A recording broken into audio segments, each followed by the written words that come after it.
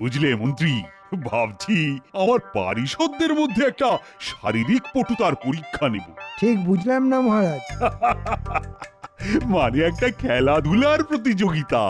খেলাধুলার প্রতিযোগিতা? মানে বলছিলাম কি, আপনার সব সভাসদেরই তো বয়স হয়ে গেছে, তাই এই বয়সে খেলাধুলার প্রতিযোগিতা করতে গেলে শেষকালে আবার সবটা ছেলে খেলা হয়ে যাবে না তো? কেন কেন কেন ছেলে খেলা হয়ে যাবে কেন? হ্যাঁ, আসলে আসলে বয়স হচ্ছে গিয়ে মনের ব্যাপার। আপনি এই বয়সেই বুড়ো আর ওই শুটকো মেরে গেছেন, তাই ওই বয়স বয়স করছেন।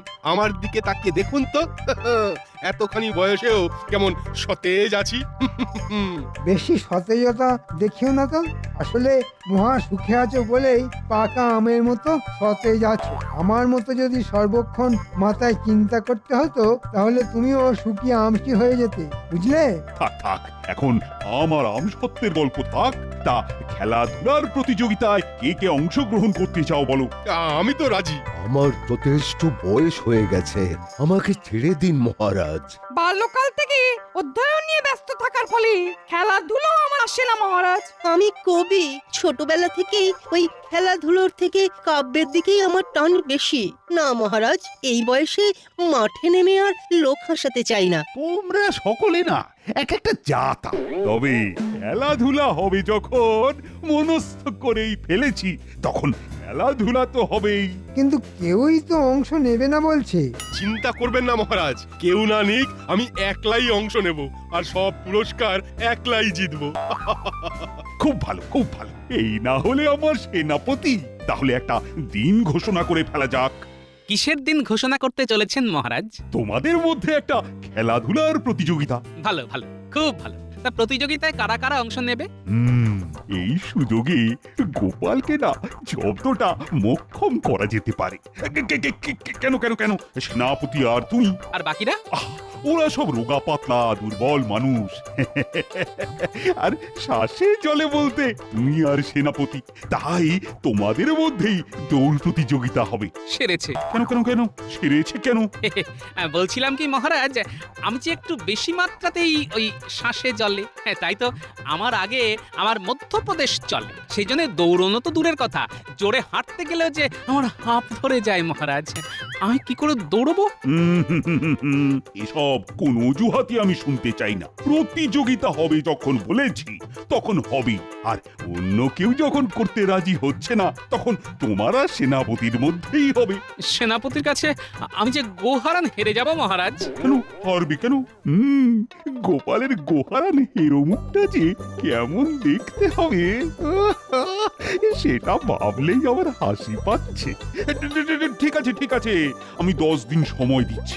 এই 10 দিনে তুমি দৌড়ঝাঁপ অভ্যাস করো, আর তাতে তোমার ভুঁড়িও কমবে, দমও বাড়বে। যাও যাও যাও, আজ থেকেই মাঠে গিয়ে লেগে পড়ো। কিন্তু কেন কিন্তু কিন্তু বলে বাগড়া দিচ্ছ বলো তো? জানো না মহারাজ, একবার সিদ্ধান্ত নিলে সে সিদ্ধান্তের আর নড়চড় হয় না। একেবারে ঠিক কথা বলেছো মন্ত্রী। হ্যাঁ, আমার যে কথা সেই কাজ। অতএব দৌড়ের জন্য তৈরি হও।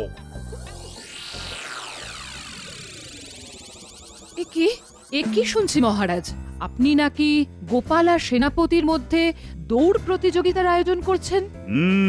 ঠিকই শুনেছো। না না না, এটা কিন্তু আপনার খুব অন্যায় মহারাজ। গোপালের কাজ মাথা দিয়ে, দৌড় ঝাঁপে ও সেনাপতির সঙ্গে পেরে উঠবে কেন?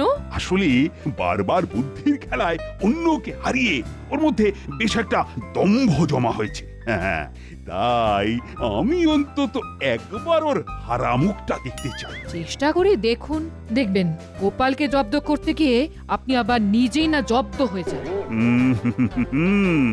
সে তুমি যাই বলো না কেন, গোপালকে জব্দ করার এমন সুযোগ আমি কিন্তু হাতছাড়া করছি না। তাহলে যা ইচ্ছে হয় আপনি করুন মহারাজ।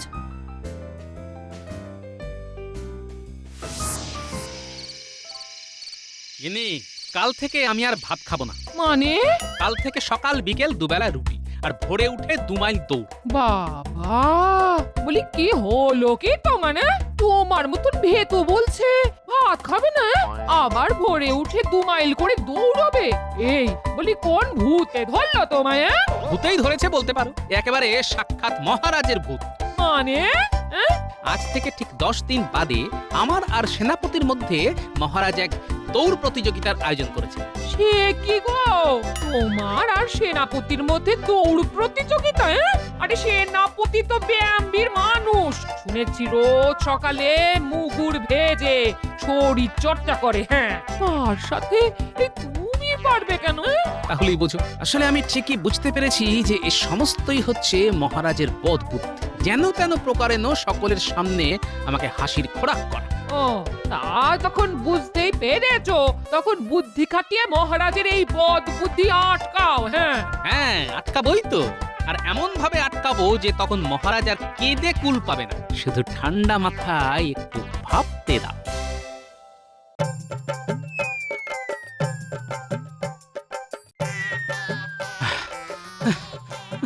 আরো জোরে।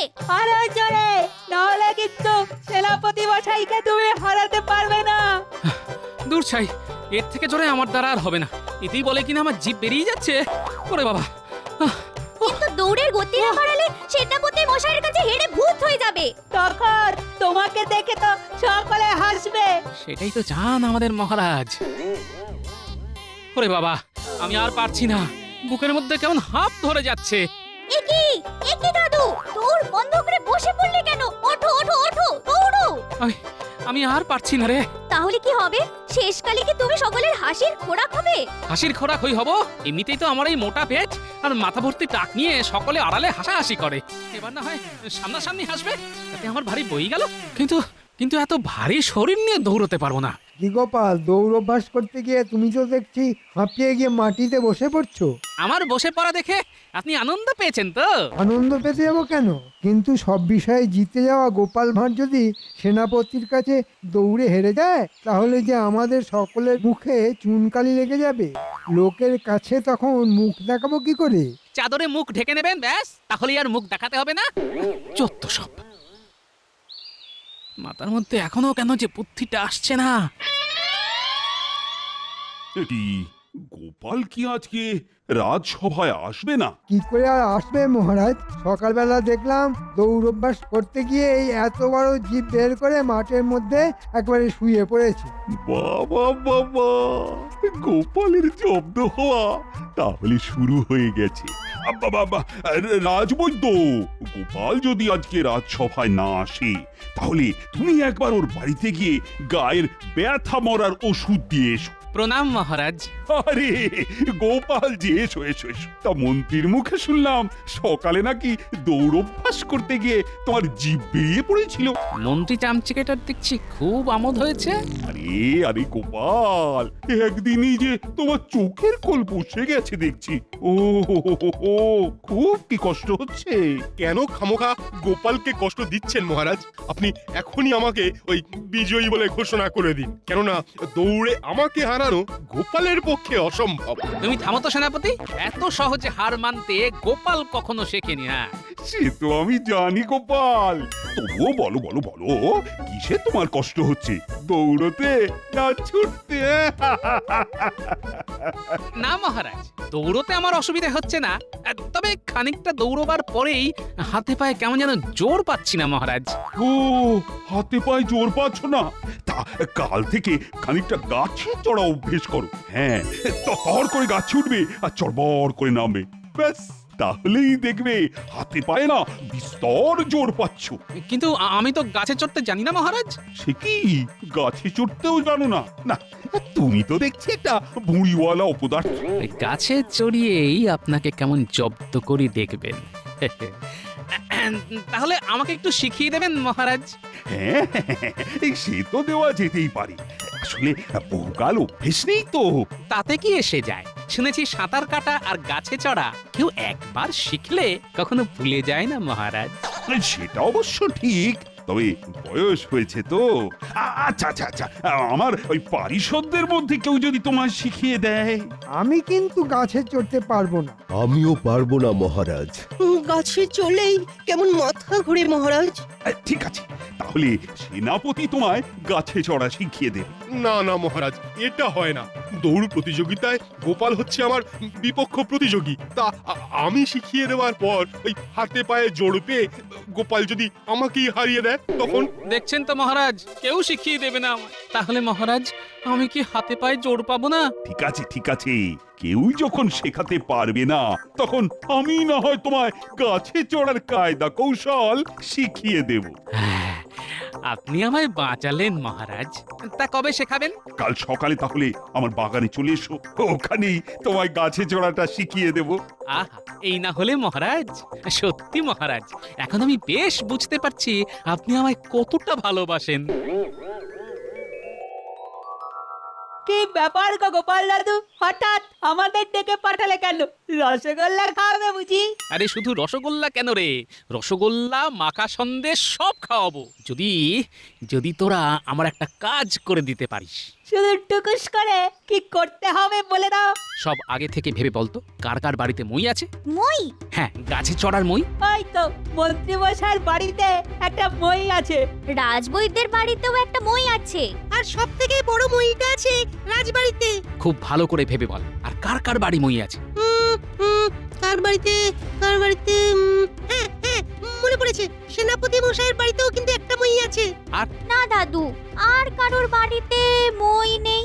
আচ্ছা আচ্ছা, মইগুলো সব রাখে কোথায়? সব বাড়ির পেছনে, শুধু রাজবাড়ির মইটা রাজবাড়ির পেছনে কাত করে শোয়ানো থাকে। তাহলে আজ সন্ধে হয়ে গেলে সব কটা মইকে খুব সাবধানে এনে আমার বাড়ির পেছনে রেখে দিতে হবে। কিরে, পারবি তো? খুব পারবো। দেখিস কেউ যেন দেখতে না পায়। তুমি কোনো চিন্তা করো না দাদু, এমন ভাবে মইগুলো সরিয়ে দেবো না, দেখবে কাক পক্ষীটাও টের পাবে না। ঠিক আছে, তবে মনে রাখিস, তোদের এই মই নিয়ে আসার উপর কিন্তু অনেক কিছু নির্ভর করছে। কি নির্ভর করছে দাদু? কাল সকালে রাজবাড়ির বাগানে চলে এলেই সব কিছু দেখতে পাবি। বুঝলে, কাল আবার ভোর ভোর উঠতে হবে। কেন মহারাজ, ভোর ভোর উঠতে হবে কেন? ওই যে গোপালকে আবার গাছে ওঠা শেখাতে হবে। কেন গোপালকে গাছে ওঠা শেখাতে হবে কেন? আর বলো না, ওই দৌড় অভ্যাস করতে গিয়ে গোপাল নাকি হাতে পায়ে জোর পাচ্ছে না। তাই আমি বললাম যে গাছে ওঠা অভ্যেস করলে হাতে পায়ে জোর আসবে। তা গোপাল তো আবার গাছে চড়তেও জানে না, তাই একটু শিখিয়ে দিতে হবে আর কি। ও, এই বয়সে আপনি গাছে চড়বেন?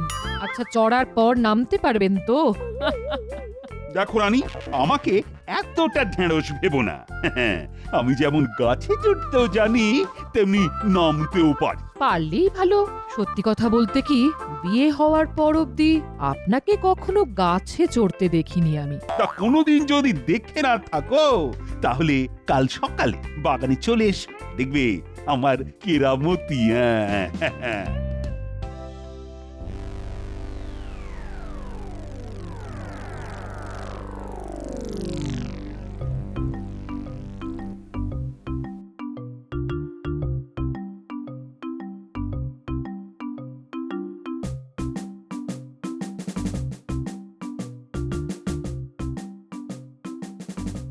ওরে বাবা, এনে ফেলেছিস? হ্যাঁ দাদু, আরে এটা কার বাড়ির? মন্ত্রী মশাইয়ের। এবার কার বাড়ি যাবি? রাজবৈদ্যের বাড়ি। তাহলে যা, আমি বরং ততক্ষণে চট করে মইটা আমার বাড়ির পেছনে লুকিয়ে রাখি।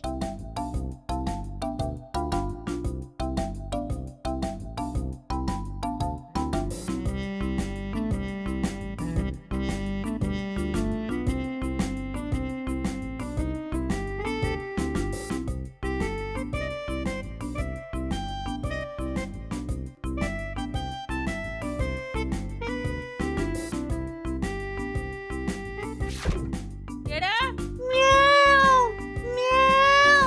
এই, হুশ হুশ হুশ, যা, পালা পালা পালা পালা।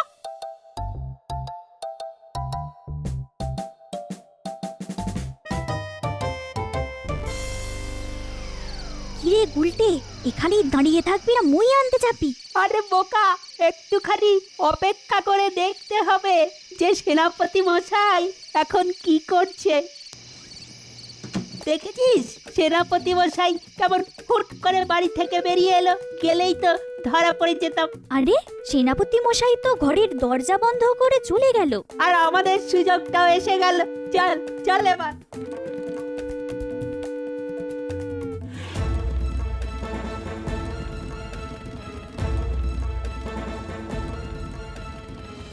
হিরে, এটা কার বাড়ির? সেনাপতি মশাইয়ের বাড়ির। তাহলে মন্ত্রী হলো, রাজবৈদ্য হলো, সেনাপতি হলো, শুধু বাকি রইলো রাজবাড়ির বই। চল গুলটে, চট করে সেটাও নিয়ে আসি। খুব সাবধানে কিন্তু, মনে রাখিস রাজবাড়িতে কিন্তু সর্বক্ষণ পাহারা থাকে। তেমন হলে প্রহরীদের চোখে ধুলো দিয়ে নিয়ে আসবো। তুমি কিচ্ছু চিন্তা করো না দাদু, শুধু আমাদের রসগোল্লা আর ওই মাখা সন্দেশের ব্যাপারটা মনে রেখো।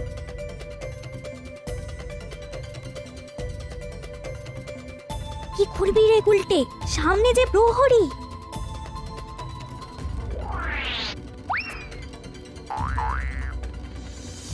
ওরে বাবা রে, ওরে বাবা রে,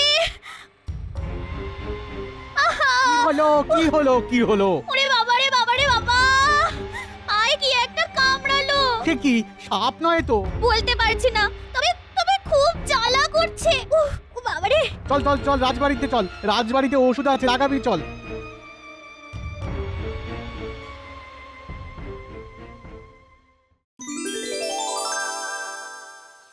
এসো এসো গোপাল, তোমায় এবার দেখিয়ে দিচ্ছি কি করে গাছে চড়তে হয়। হ্যাঁ মহারাজ, খুব ভালো করে দেখিয়ে দিন, যাতে একবার দেখেই সবটা বুঝতে পারি। মহারাজ, আপনি তো আর বুঝতে পারছেন না যে এরপর আপনার কি অবস্থা হবে।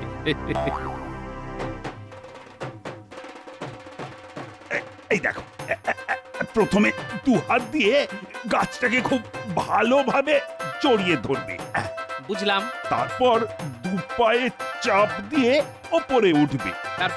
তারপর আর কি, এইভাবে হাতের জোর আর পায়ের চাপে গাছে উঠে যাবে। সত্যি মহারাজ, আমি যেটা পারি না আপনি সেটা কি সুন্দরভাবে পারছেন। কেমন তরতর করে গাছে উঠে যাচ্ছেন। মহারাজ তো আর তোমার মতো ঢেঁড়স নন। মহারাজ, আপনার এই গাছে ওঠা দেখে আমার হাতে পায়ে কিরকম যেন জোর এসে যাচ্ছে। আরো জোর পাবো আপনি যদি একেবারে গাছের ওপরে উঠে যান।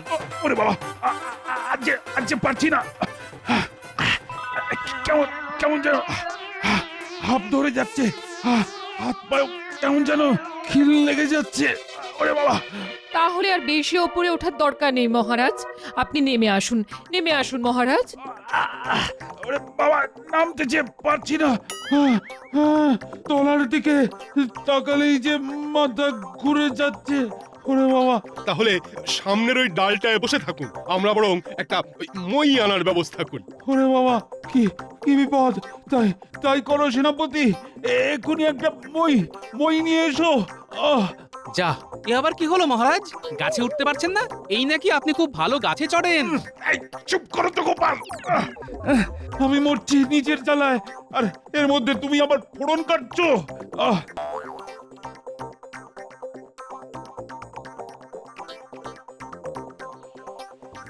কি মজা, কি মজা। মহারাজ গাছে উঠে নামতে পারে না। কি মজা, কি মজা। চুপ! একবার সেনাপতিকে মই আনতে দে, তারপর গাছ থেকে নেমে সবকটার কান কিভাবে মুলে দিতে হয় সেটা ভালো করে দেখিয়ে দেব। কি হলো সেনাপতি? আরে মই কোথায়? বাড়ির পিছনেই রাখা ছিল, কিন্তু এখন গিয়ে দেখি নেই। সে কি, কোথায় গেল? কে নিল? আমি আনছি মই। আমিও দেখছি। একটা শক্ত কাপড় আনবো মহারাজ, আপনি সেই কাপড়ের ওপর ঝপ করে লাফিয়ে পড়বেন। কি বুদ্ধি! এই ভারী শরীর নিয়ে আমি কাপড়ের ওপর ঝাঁপাবো? আরে শেষে যদি কাপড় ছিঁড়ে যায় তখন তো হাড়গোড় ভেঙে এক কেলেঙ্কারি ব্যাপার হবে। বাবা, কেন যে মরতে গাছে উঠতে গেলাম। গোপাল, বলছি এসবের মধ্যে তোমার কোনো দুষ্টু বুদ্ধি নেই তো? এই জন্যই বলে মায়ের মন, একমাত্র মাই ঠিক ছেলের মনের কথা পড়তে পারে। গোপাল, বলছি শেষ অব্দি মহারাজ গাছ থেকে নামতে পারবেন তো? আপনি কোনো চিন্তা করবেন না, মহারাজকে যেমন গাছে তুলে দিয়েছি তেমনি নামিয়ে আনার দায়িত্ব তো আমার। আমার বাড়িতে কোনো মই পেলাম না মহারাজ। আর আমারটাও যে কোথায় গেল। আচ্ছা, রাজবাড়িতে একটা বড় মই আছে না? এই প্রহরী, এক্ষুনি এক্ষুনি ওই মই এনে আমায় গাছ থেকে নামাও।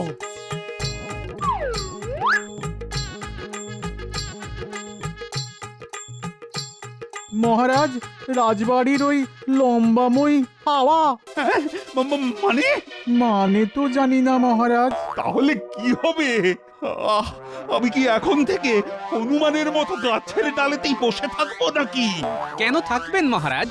আপনার বিপদ তাড়নে গোপাল আছে কি করতে? আমি আর গুলটে যাব আর মই নিয়ে চলে আসবো। আয় তারে গুলটে।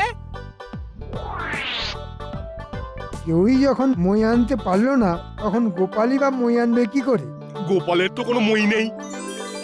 ওই তো মই নিয়ে এসে গেছে। এবার গাছে লাগিয়ে আপনাকে গাছ থেকে নামিয়ে আনবো। তবে তার বিনিময়ে আমি কি পাবো? বলো কি চাও?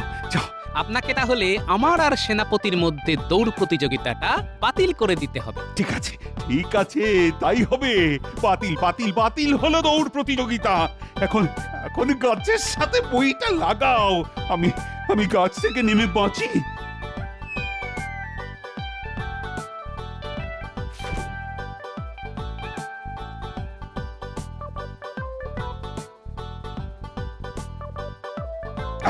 বদমাইশ, বাজি ধরে বাজ। আয় কি আমি আবার তাড়া করছেন কেন? তোমার বিচ্ছুগিরি আমি ধরতে পারিনি ভেবেছো? আমি তখনই বলেছিলাম খামোকা গোপালকে জব্দ করার চিন্তা মাথা থেকে নামান। এখন দেখলেন তো গোপালের বুদ্ধির কাছে নিজেই কেমন জব্দ হয়ে গেলেন। হ্যাঁ, জব্দ হয়ে গেলাম তাই না?